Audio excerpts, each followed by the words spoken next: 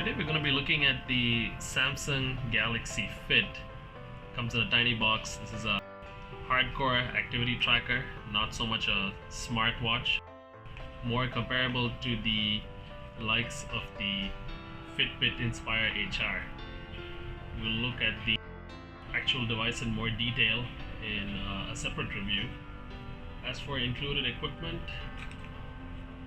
there's the charging cradle there with a regular USB connector,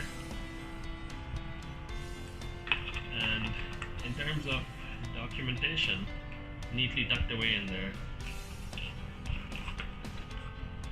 Like that. Little box there, Samsung, and inside that all the usual documentation. A warranty card and a user guide, a quick start guide.